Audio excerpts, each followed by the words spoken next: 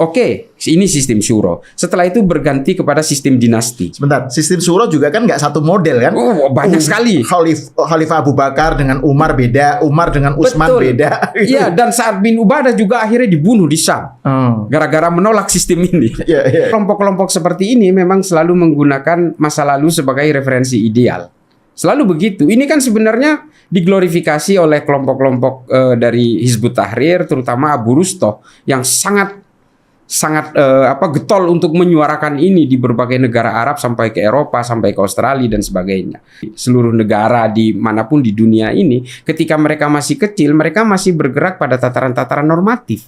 Mereka berusaha menginfiltrasi secara intelektual, mereka menyuarakan lewat kampus-kampus, pergerakannya masih pergerakan-pergerakan yang sifatnya tidak mengkhawatirkan. Tapi pada akhirnya ketika dia berbicara tentang ideologi negara, maka pada suatu saat dia pasti akan tergiring paksa ke dalam satu momentum tertentu untuk melakukan aksi revolusi. Nah, itu kalau kita lihat sejarah kan banyak sekali segi-segi gelap lah ya dari khilafah ya. Iya. Sebagai sebuah dinasti dari Umayyah, Abbasiyah dan seterusnya.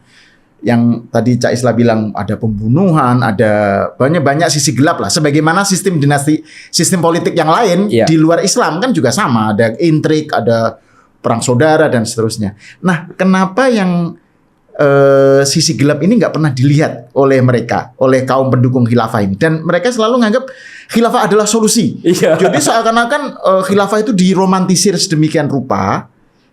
Tapi ketika dicocokkan modelnya yang mana dalam kenyataan, mereka nggak tahu itu gimana jawabannya itu. Gimana itu? Sebenarnya ada 3 sistem politik khilafah ya. Ada 3. Satu yang dilaksanakan pada zaman Khulafaur Rasyidin namanya sistem syuro. Kita sepakat bahwa ini adalah peletak dasar pondasi politik di Madinah yang kemudian meneruskan Nabi. Kita sepakat itu karena Nabi juga berpesan bahwa 4 khalifah ini adalah 4 khalifah penerusnya Nabi. Selebihnya adalah mulkan-mulkan, kerajaan-kerajaan dan sebagainya. Kita sepakat itu. Tapi kalau kemudian ini dikatakan sistem dari Tuhan, saya kok nggak terima. Begitu mudahnya rakyatnya membunuh pemimpinnya. Sayyidina Umar dibunuh oleh orang Majusi ketika sedang berada di masjid. Kan gampang sekali. Ini kan artinya leak of a system. Ini kan kebocoran sebuah sistem politik. Sayyidina Utsman juga dipersekusi, dikepung 30 hari 30 malam hanya untuk dibunuh dan tidak ada keterlibatan siapapun untuk menghalangi kecuali Sayyidina Ali dan Sayyidina Hasan, Sayyidina Husain yang menjaga pintu depannya. Tapi kemudian para eksekutor yang membunuh Sayyidina Utsman ini lolos dari pintu belakang. Kemudian ada Sayyidina Ali di situ yang dipersekusi, dibunuh sedemikian kejamnya oleh kelompok Khawarij. Ini kan sebegitu rentannya sistem politik ini. Makanya kemudian kalau kita mengacu, oke, ini sistem syuro. Setelah itu berganti kepada sistem dinasti. Sebentar, sistem syuro juga kan nggak satu model kan? Oh, banyak sekali. Khalifah Abu Bakar dengan Umar beda, Umar dengan Utsman beda. Iya, dan Sa'ad bin Ubadah juga akhirnya dibunuh di Syam. Gara-gara menolak sistem ini. Ini kan artinya... Oke, jadi ada sistem syuro. Terus kemudian? Ada mamlakah dinasti yang dilakukan oleh Bani Umayyah. Dari Muawiyah ke anaknya Yazid bin Muawiyah, lalu ke Walid bin Yazid dan sebagainya. Ini turun-temurun. Inilah kemudian yang terjadi gejolak luar biasa karena dianggap melanggar pakem dari sistemnya Khulafaur Rasyidin. Karena menyerahkan ke anak, cucu dan sebagainya. Dan ini disebut khilafah juga kan? Disebut khilafah juga. Khalifah Muawiyah, Khalifah Amirul Mukminin juga. Nah, lalu terjadi perang yang luar biasa di Sungai Zab di Irak. Kelompok Bani Hashim tidak terima kalau kelompok dari Bani Muawiyah ini berkuasa. Perang terjadi. Sesama orang Islam nih saling bantai. Lalu berkuasalah Bani Abbasiyah, dalam hal ini Bani Hashim. As-Soffah mempersekusi, khalifah pertama dari Bani Abbasiyah adalah As-Soffah, mempersekusi orang-orang keturunan Bani Muawiyah. Lalu kabur kemana-mana sampai ke Eropa. Nanti mereka akan menguasai Eropa sekian abad. Nah, ini kan nggak pernah ditampilkan. Yang ditampilkan itu Muhammad Al-Fatih menaklukkan Konstantinopel karena Konstantinopel dikuasai orang Kristen Romawi. Kekaisaran Bizantium. Ini selalu diglorifikasi habis-habisan. Tapi setelah itu apa yang terjadi coba? Apa yang disisakan? Nggak ada.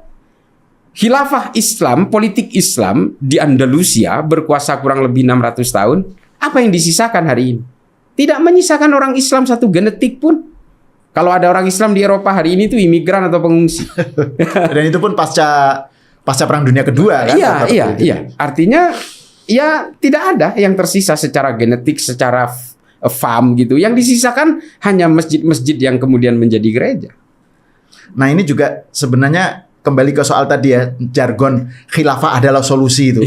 Jadi kalau mereka mengkritik demokrasi, melihat demokrasi, sistem-sistem yang lain, itu selalu yang dilihat itu segi buruknya. Iya. Tetapi kalau khilafah yang mereka lihat itu contohnya tuh yang ideal yang mereka bayangkan sendiri. Nggak ada contohnya di dalam kenyataan. Karena kenyataannya seperti yang tadi Cak Islah bilang, justru bloodshed, Iya, gitu kan, iya. pertumpahan darah isinya gitu. Betul. Jadi itu maksud saya ini sebenarnya apa sih yang mereka ingin ciptakan gitu? Apakah ini sindrom dari mereka merasa rendah diri sebagai Muslim dan pengen membangkitkan kejayaan Islam atau apa itu? Jadi imajinasinya tuh apa, Cak? Ya, Kenapa ada obsesi khilafah gitu? Ya karena mereka hanya ingin mengembalikan. Jadi kelompok-kelompok seperti ini memang selalu menggunakan masa lalu sebagai referensi ideal. Selalu begitu. Ini kan sebenarnya diglorifikasi oleh kelompok-kelompok dari Hizbut Tahrir, terutama Abu Rustoh yang sangat getol untuk menyuarakan ini di berbagai negara Arab sampai ke Eropa, sampai ke Australia dan sebagainya. Nah, ini Dan markasnya di London ya? Dan markasnya di London.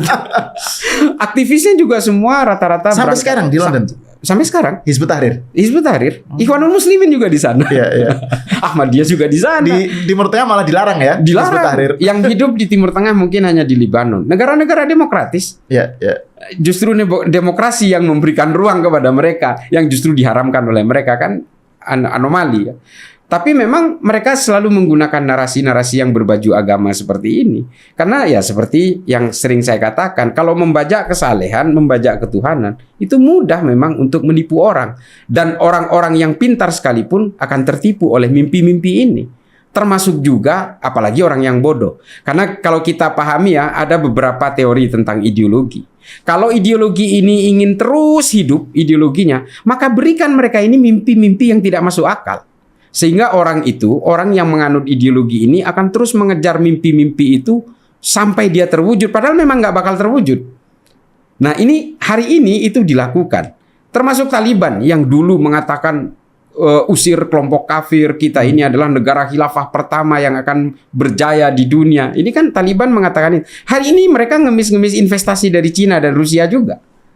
Artinya mustahil kita itu berdiri tanpa bantuan negara lain, berdiri tanpa kelompok manusia yang lain. Jangan kemudian seolah-olah mengeksklusifkan diri, sayalah pejuang agama, saya akan menegakkan agama, seolah-olah dia bisa mandiri dan sebagainya.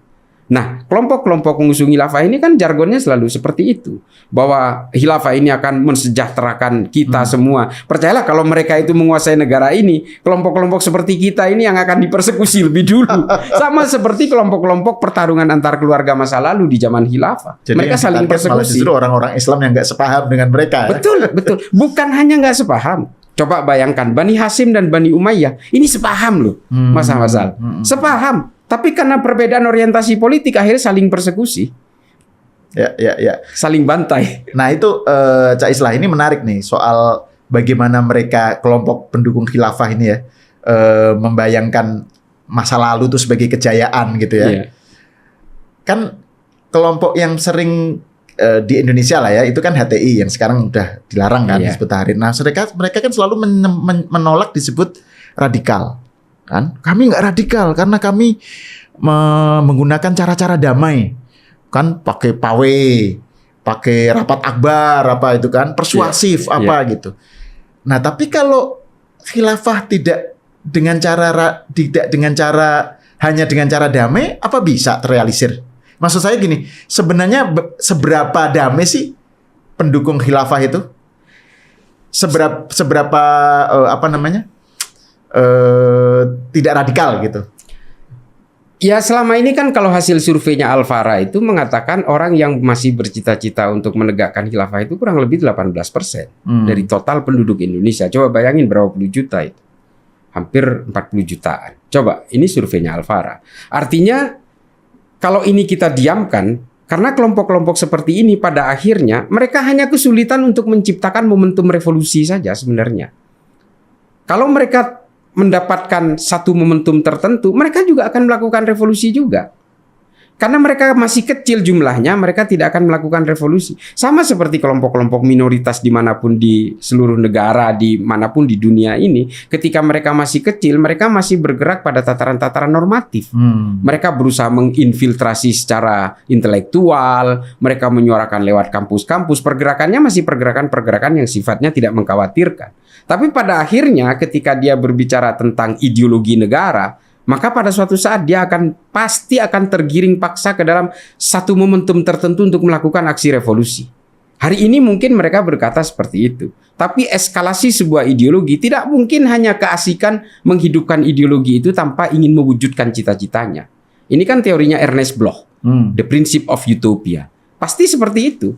Nah, kita hari ini mungkin ya masih pada tataran normatif kita melihat mereka. Tapi ya percayalah mereka juga akan ingin menguasai negara. Kelompok-kelompok ini, negara-negara yang mengusung theocratical system ini, pasti mereka akan ingin menguasai negara. Sama seperti kelompok-kelompok Syiah misalnya di sini. Kelompok Syiah di sini mungkin karena jumlahnya kecil. Kalau besar satu negara menjadi mayoritas, revolusi juga Pak, seperti di Iran. Sama aja. Ya. Nah ini yang menarik, mereka itu mengklaim sebagai menggunakan cara-cara damai gitu ya. Tapi menggunakan cara-cara yang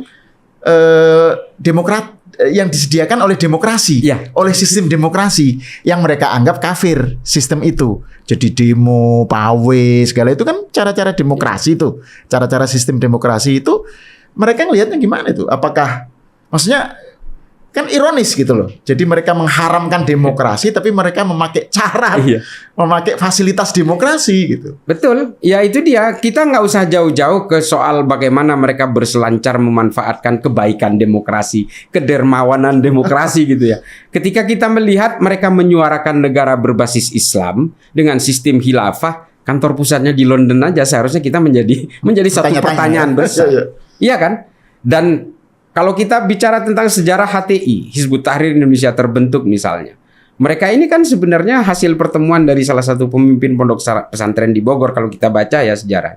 Dengan seorang aktivis Hizbut Tahrir dari Yordania yang bernama Muhammad Al-Baghdadi itu. Lalu mereka ketemu di Australia, di Sydney. Lalu kemudian mereka bersepakat untuk mendirikan HTI di Indonesia. Tapi baru terwujud ketika tahun 2007 di masa pemerintahan Pak SBY. Nah, ini kan sebenarnya satu teka-teki yang luar biasa. Ada nama Inggris, ada nama Australia. Saya ya terus terang begini loh. Ini juga merupakan tanda tanya besar. Dan apalagi kalau kita elaborate gitu ya, bahwa Hizbut Tahrir ini hidupnya justru di negara-negara yang justru diharamkan oleh mereka. Di negara-negara demokratis. Ini kan sebenarnya anomali. Ini it's a kind of industry. Menurut saya ya, ini adalah justru kalau mereka menuduh kita radikal misalnya, ini kan sebenarnya yang industri ini mereka. Kalau mau dibedah secara fikih maupun secara akidah, nggak ada hubungannya dengan berbagai gerakan-gerakan harokah siasa seperti ini, dengan hubungan-hubungan dengan keimanan. Ini ambisi-ambisi manusia saja kok.